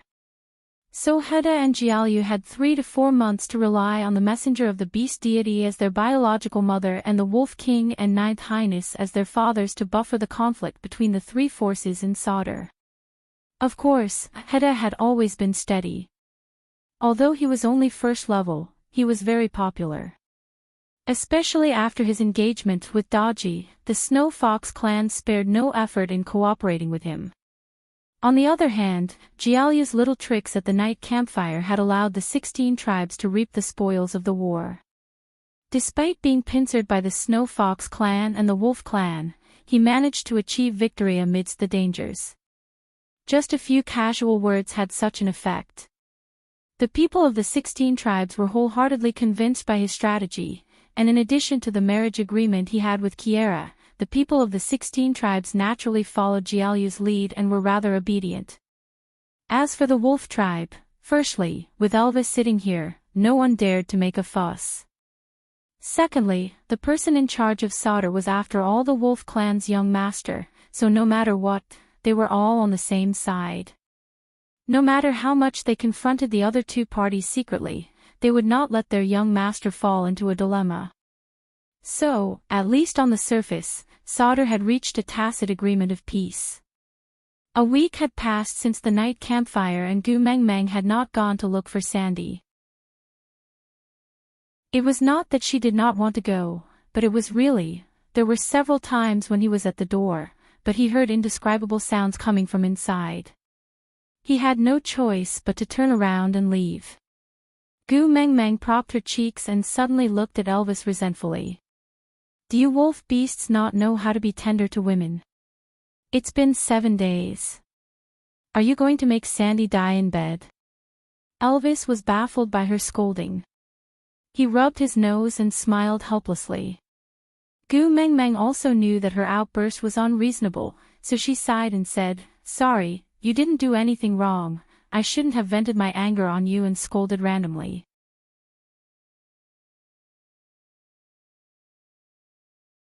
Chapter 1244. Aw. Gu Mengmeng was stunned by Elvis's words and didn't know how to react. Elvis kissed Gu Mengmeng's little face and said, "It's my honor to be scolded by you. Others don't get it even if they want it." Gu Mengmeng chuckled and shook her head speechlessly. Elvis pinched Gu Mengmeng's slender and soft fingers and said, "I am your male, you can scold and hit me if you want. You don't need a reason or an apology, do you understand? I am not a pervert." Gu Mengmeng turned her head away in rebuke. Elvis placed Gu Mengmeng's little hand into his mouth and bit it lightly. He didn't say anything else. The two of them were sitting by the side of the stone castle and enjoying their time together when a wolf beast walked over. Upon closer inspection, they realized it was Sandy's new partner, Hodgson. Wolf King, Queen. Hodgson bowed respectfully and said, "Sandy said she misses the Queen very much and wants to invite the Queen to our house for a visit." Elvis raised his brows with an unfriendly expression and said, Sandy's temper has grown. In the past, she would at most come over without a greeting when she misses you. Now, she sent someone to invite you." Gu Meng Meng poked Elvis and said, "It's not that she doesn't want to come, she can't come." Elvis looked at Gu Meng Meng in confusion. Gu Meng Meng gritted her teeth and said, "She took in 7 wolf beasts at once, do you think she can get down from the bed now?" Elvis thought about how Gu Meng Meng would sleep for 2 to 3 days after he made love with her, unable to wake up at all. He understood, but was still very unhappy. "Then you can't go over now, the air at her place is not good now." Gu Meng Meng's expression changed. Gu Meng Meng pinched Elvis with a smile and said, "Have you forgotten that I promised Sandy that every time she mates in the future, I will congratulate her and sing for her? In that case, Xiao Meng, how long has it been since you sang for me?" Didn't you sing on the way back from the Mecca desert?" Gu Meng Meng said. "That doesn't count." Elvis had a nagging feeling that Gu Meng Meng did not sing that song for him.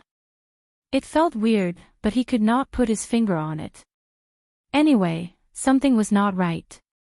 Gu Meng Meng squirmed in his arms and said, "I will sing for you when we are back. I am going to see Sandy now, do you want to come with me?" What else could Elvis say? How could he bear not to look at her? Carrying Gu Meng Meng, he stood up and headed straight for the stone castle where Sandy was staying. When he reached the stone castle, he saw Sandy nestled in Colin's arms, looking so weak that she was about to die. Bode was holding a stone bowl and feeding her carefully mouthful by mouthful, his eyes filled with heartache. The moment she looked up and saw Gu Meng Meng, a smile finally appeared on Sandy's face. Her eyes brightened and she wanted to wave her hand to call Gu Meng Meng over, but realized that she could not even lift her arm. She opened her mouth, but her throat could no longer make a sound. She could only shrug her shoulders weakly and smile helplessly. Gu Meng Meng jumped down from Elvis's arms and sat beside Sandy. She then glanced at Bode and he immediately passed the bowl in his hands to Gu Meng Meng. Gu Meng Meng took the stone bowl and said while feeding Sandy, "The sun is just nice outside.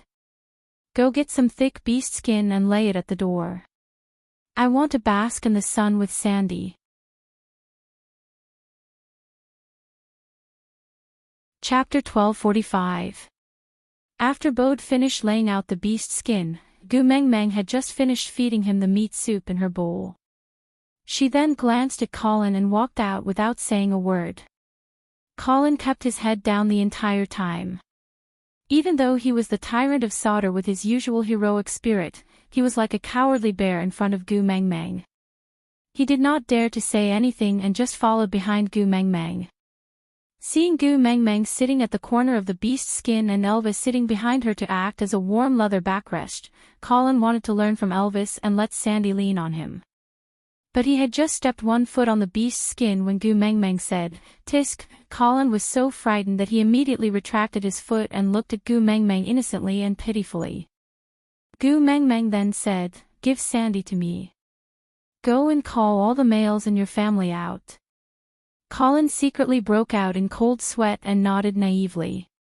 He did not dare to say anything and hurriedly called out his 4 original partners and the 7 new wolf beasts that Sandy had taken in. There was a total of 11 of them and they stood in a row in front of the beast skin.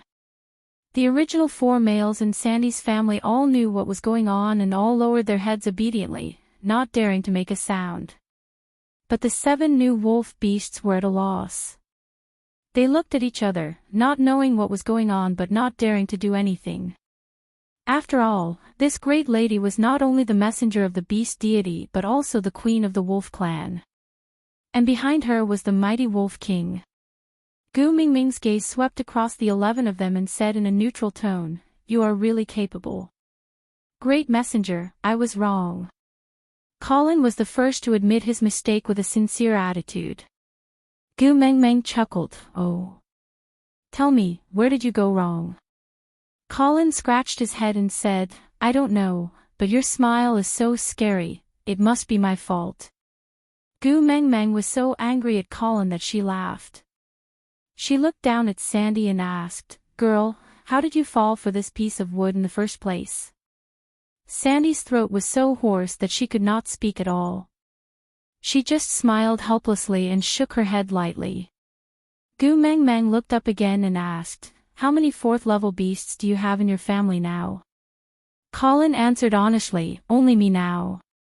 However, it seems like Hodgson and Jerry only need one more battle to level up." Gu Mengmeng nodded and said, "So at least until now, you are still the strongest in your family, right?" Colin nodded stiffly. Gu Mingming's face darkened. "As the strongest in the family, what are your responsibilities?" "Protect Sandy." Colin answered directly without thinking. Gu Mengmeng sneered. "Is this how you protect Sandy?" "Ha!" Colin was stunned by the question. He immediately lowered his head and said sullenly, "But Sandy chose her own partner. Oh, so if one day Sandy doesn't want to live anymore, will you let her die?" "That won't do." Colin looked up and was so anxious that he was tongue-tied. Gu Mengmeng pointed at the bare mark on Sandy's chest and said, "Your mark is on her chest and you are the most powerful person in the family. What you have to do is to protect her and ensure her safety under all circumstances." "But she was tortured to such a miserable state right under your eyes, and you say you don't know what you did wrong?"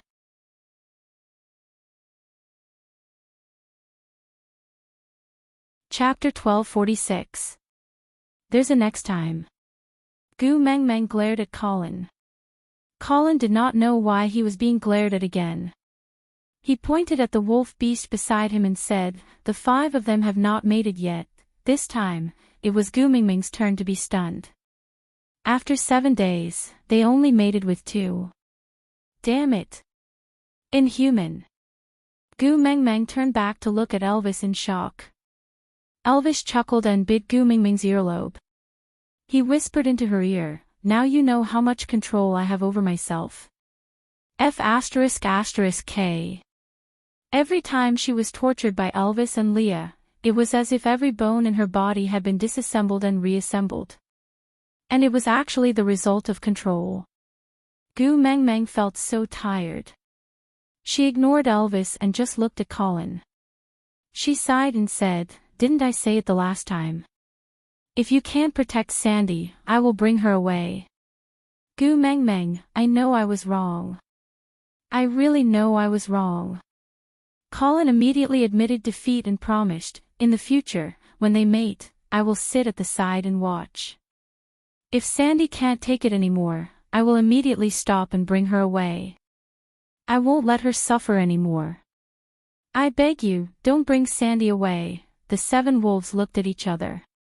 When they first arrived at Sodor, they had already inquired about the general situation here. They knew that Sandy and the Queen were on good terms. They also knew that this 4th-level bear Colin had once been the messenger's guard and was now Sodor's strongest fighter. Because of his protection, the 2 young masters were not so passive in Sodor. In these 7 days, other than Hodgson and Jerry who had mated with Sandy and did not know what was going on outside, the other 5 wolves had witnessed Colin's ruthlessness.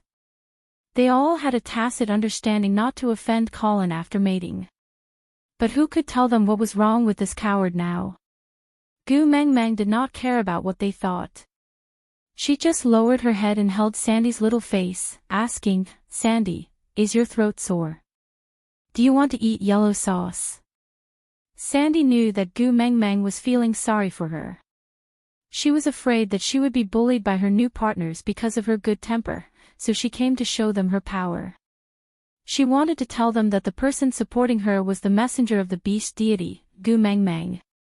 Although she felt that Colin was innocent, Sandy still nodded cooperatively. Her little eyes were filled with grievance. Gu Meng Meng nodded her head, her heart aching for him. Then, when she looked up at Colin, her smile changed. Colin stared blankly for 2 seconds, then immediately said, I know the yellow needle beasts. I'll get you some yellow gravy. I will only take half from each nest. I promise I won't kill them all. Only then did Gu Meng Meng reply with a lukewarm, yeah.